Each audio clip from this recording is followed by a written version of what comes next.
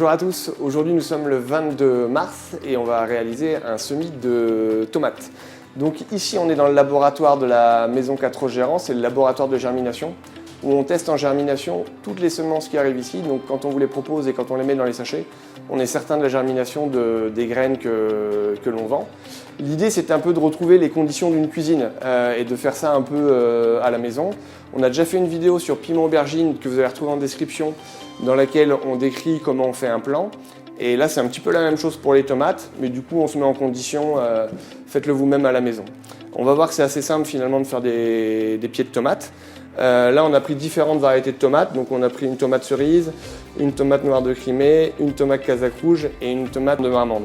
Donc le gros avantage de semer des tomates plutôt que d'acheter des plants, parce qu'on va vendre un peu la graine, c'est que là vous avez un choix de variétés qui est énorme par rapport aux plants. Et après il y a un autre avantage qui est colossal, c'est le coût. Parce que dans un sachet de tomates, vous avez peut-être 100 graines, vous pouvez faire 80-90 plants avec ça. Et donc en termes de coût par rapport aux plants, c'est vraiment imbattable. Donc le matériel, on a pris une petite barquette comme ça qu'on va remplir de terreau de semis. Terreau de semis, l'idée c'est important d'avoir un hyper bon terreau, il faut qu'il soit hyper fin parce que ensuite quand la graine va germer, il ne faut pas qu'elle soit gênée par des aspérités et tout qui pourraient l'empêcher de sortir.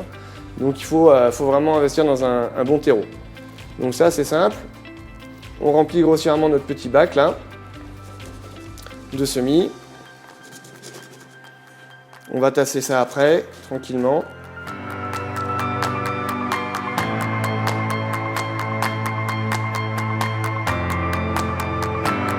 Voilà, une fois que c'est plein, il faut vraiment le détremper en eau. Donc là, pour les besoins de la vidéo, on va le faire avec un petit vaporisateur, comme ça, là. On va accélérer un peu. Et l'idée, c'est que vraiment, il faut que le terrain haut soit plein d'eau. Détrempé, vous pouvez le faire à l'arrosoir, sous l'évier ou autre. Mais il faut que l'humidité soit importante, parce que la graine, pour germer, elle a besoin d'une bonne température et beaucoup d'humidité. Et dans un second temps, on verra qu'il y a l'importance de la lumière aussi. Voilà, une fois que notre terreau est bien détrempé, on le tasse un peu. Ensuite, on va prendre la tomate de Marmande. Donc l'avantage aussi du semis, c'est que dans une même barquette, on peut utiliser mettre différentes variétés. On peut varier un peu les plaisirs. Donc, on met les graines dans la main. Et ensuite, on va venir les disposer en les espaçant un peu. Parce que là, on est en train de réaliser la première étape. C'est-à-dire que là, c'est de faire germer les graines. Et dans la deuxième étape qu'on verra un peu plus tard, d'ici 15 jours, 3 semaines, en fonction de la chaleur qu'on aura et de la germination, l'idée sera de faire un petit plant. Ce plant, on va le mettre dans un petit godet. Et ensuite, ce sera retransplanté directement au jardin. Voilà, un petit godet comme ça là, pour faire les plants. Donc des graines de tomates, il y en a pas mal dans un sachet. Donc par contre, c'est une graine qui se conserve hyper bien. Donc vous pouvez la remettre dans le sachet et même la conserver pour l'année prochaine. Le mieux, c'est de la mettre dans un petit bac étanche et au frigo, mais même sur une étagère et tout, ça peut tenir. Ensuite, il y a une deuxième tomate qu'on va semer et qu'on aime beaucoup ici, c'est la tomate Kazakh rouge. Donc la maison 4 Gérant est le mainteneur de la variété. En gros, ça veut dire que c'est nous qui sommes en charge de faire en sorte que cette variété vive. Donc on a toujours de la graine de cette tomate. On en produit régulièrement. Et dans 1, 2, 3 générations, vous retrouverez toujours la même Kazakh rouge qu'aujourd'hui. C'est une tomate qui est un peu marrante parce qu'elle a la particularité d'avoir un feuillage qui est en forme de feuilles de pommes de terre. Donc la même chose, je dispose mes petites graines en les espaçant de 2-3 cm, comme ça qu'elles soient à l'aise.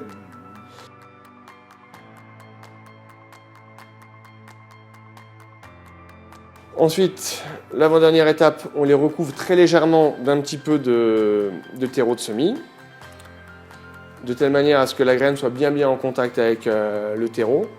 Et là, c'est pareil, on va finaliser l'arrosage en réhumectant ce nouveau terreau de semis dont on a recouvert les graines pour que ce soit toujours humide. L'idée, c'est que tout le temps de la germination, il ne faut pas que ça baigne dans l'eau, dans une coupelle, mais il faut que la terre soit toujours humide. Il faut toujours que ce soit humecté. Voilà, donc on voit que c'est assez simple. La première étape est faite et maintenant on laisse faire la nature. Donc là, on identifie nos 2 mattes pour les repérer. On va les mettre au bord d'une fenêtre. Le but, c'est qu'ils aient le maximum de lumière, le maximum de chaleur et surtout, on le maintient bien humide pendant tout le long en attendant que ça germe.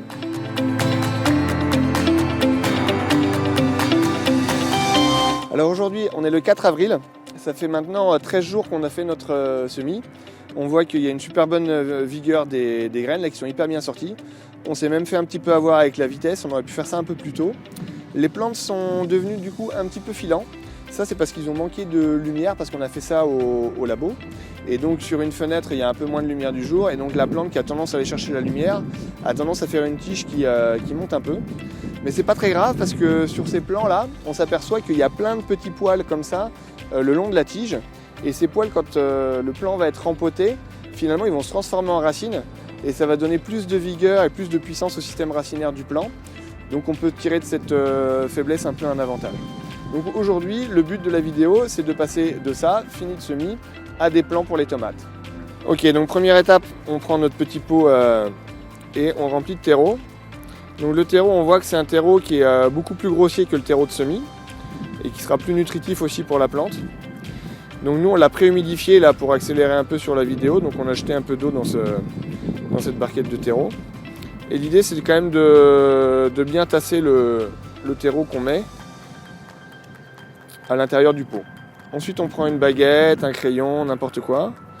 Et on fait un trou bien profond là, qui va presque au fond du pot pour pouvoir laisser la place pour le futur petit plant de tomate qui va venir à l'intérieur.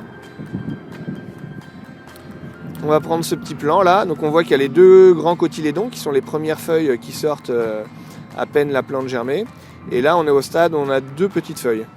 Donc on va venir l'extraire délicatement pour essayer de ne pas abîmer le système racinaire. On peut prendre un peu de terre mais c'est pas obligé. On peut juste récupérer le pied. Donc là je vais venir insérer mon petit plant de tomate dans le trou que je viens de faire, en l'enfonçant le plus profond possible. Et voilà, on va récupérer une taille un peu plus normale. Les petits poils vont être en contact du terreau, vont se transformer en racines, ce qui va donner de la vigueur à mon plant. Alors là, le plant il va être en situation de stress un petit peu pendant quelques jours, avant de reprendre un peu de vigueur. Je complète avec un petit peu de terreau. Et voilà, l'étape est faite. Donc passer du sachet de graines au petit plant de tomate, on a vu que c'était quand même assez facile à faire. Et là, on va multiplier ça pour l'ensemble des petits plants que j'avais dans ma barquette et se faire plusieurs pieds de tomates.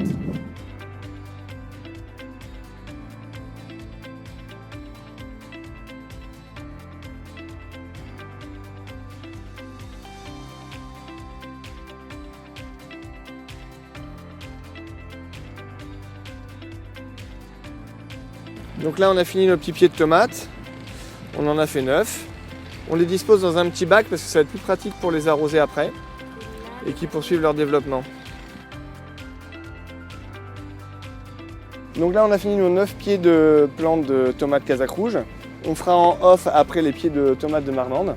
On s'est remis dans la serre là tout le mois d'avril. L'idée, c'est que ce soit dans la pièce la plus chaude et la plus lumineuse possible. Donc ça peut être une serre, une véranda, mais il faut vraiment beaucoup de lumière, beaucoup de chaleur. Et ensuite, on va bien les arroser, on va bien détremper le bac dans lequel elles sont là, de telle manière à ce que l'eau va remonter par capillarité. On les laisse bien 1 heure, que ce soit plein d'eau. Et d'ici 1 heure, on videra l'eau. Et on va laisser pousser ça tranquillement. Et voilà, d'ici fin avril, on aura des beaux plants de tomates pour les mettre au jardin. Donc là, on voit que les pieds de tomates sont un peu en souffrance. Là, ils font un peu la tête, ils sont un peu vers le bas. Mais dans une pièce avec pas mal de luminosité, de la chaleur et beaucoup d'eau, eh bien une bonne résilience des plants et ça va repartir pour nous faire des beaux pieds de tomates.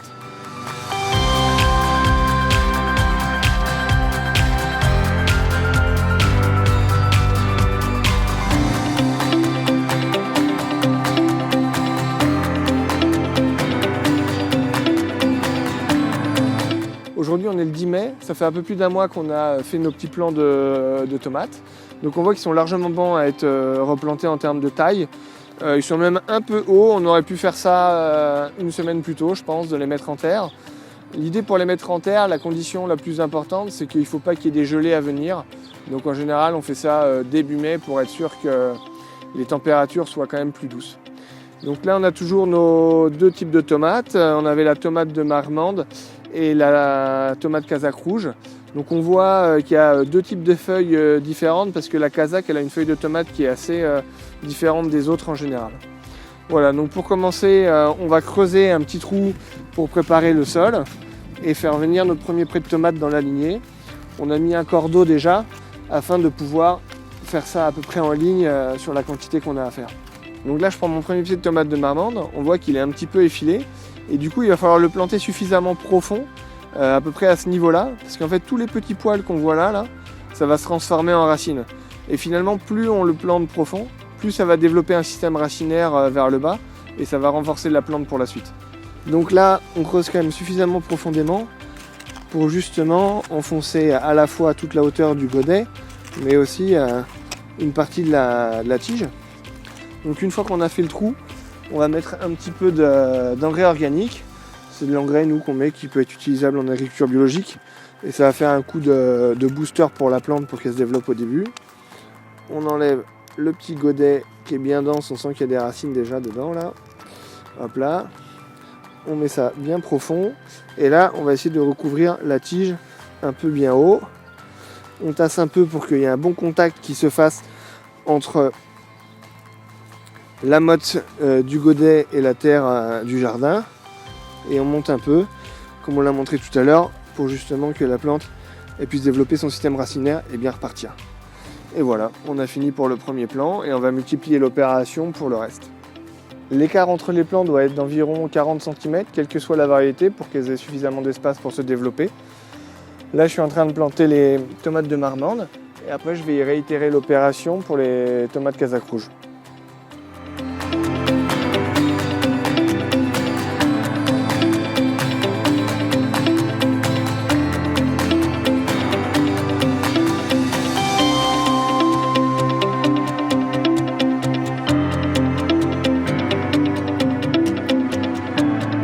Ça y est, on a fini de planter nos pieds de tomates, donc on va tout de suite leur amener un petit peu d'eau en les arrosant pour bien les aider à prendre racine.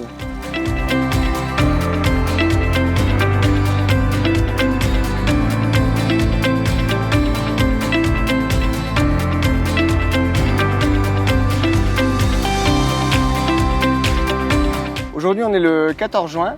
Et on va faire une étape importante par rapport aux tomates, c'est-à-dire qu'on va les tutorer et en même temps on va enlever les gourmands. On va regarder ensemble à quoi ça consiste. Alors sur le pied de tomate, il faut commencer déjà à repérer la tige principale, donc qui est celle-là. Là. On essaie de remonter jusqu'en haut et une fois qu'on a évalué où était la tige principale, eh bien on va pouvoir déterminer où sont les gourmands et les supprimer. Alors il y a une étape aussi qui est très importante. Quand on regarde à la base du pied, c'est qu'on voit que là il y a une énorme tige qui part là et là et en fait ces tiges elles vont être hyper gourmandes en eau et en plus étant donné la proximité du sol ça va favoriser l'apparition des maladies et notamment du mildiou, donc il faut absolument les couper. Donc il ne faut pas avoir peur, pas de pitié, avec un petit sécateur ou quoi on coupe à la base de telle manière à ce que le pied soit un peu dégagé. Et voilà, et on enlève des choses quand même de cette taille-là. Là, typiquement, là c'est un gourmand. Donc là, c'est pareil, ces branches qui sont un petit peu basses, on va les couper, même si elles ont des fleurs déjà qui commencent, c'est pas grave, de telle manière à ce qu'on dégage bien le pied. Et ça va permettre aussi de concentrer la sève sur les tiges principales. Ensuite, quand on continue de monter comme ça, là, on voit que là, il y a une feuille qui part. Et ça, c'est ma tige principale. Donc, ce qui est là, c'est un gourmand aussi. Donc, celui-là, il est gros. Mais on le pince comme ça et on l'enlève. Si on continue de remonter, là, on voit typiquement un gourmand, c'est-à-dire encore tige principale, feuille qui part. Et ce qui part entre les deux, comme ça, c'est vraiment un exemple typique du gourmand. Donc, c'est pareil. On le coupe. Et on continue de remonter. Donc là, c'est la feuille, c'est nickel. Là, c'est la feuille, c'est nickel.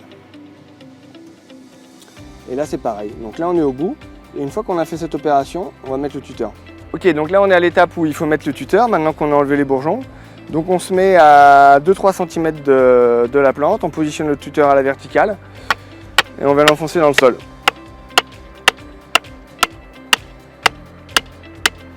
Une fois que c'est bien mis, il va falloir accrocher la plante au tuteur à la base pour la guider un petit peu, sans trop serrer pour ne pas couper la circulation de la sève. Donc tout simplement on fait un petit double nœud. Donc nous on a du raffia, mais vous pouvez prendre de la ficelle ou autre.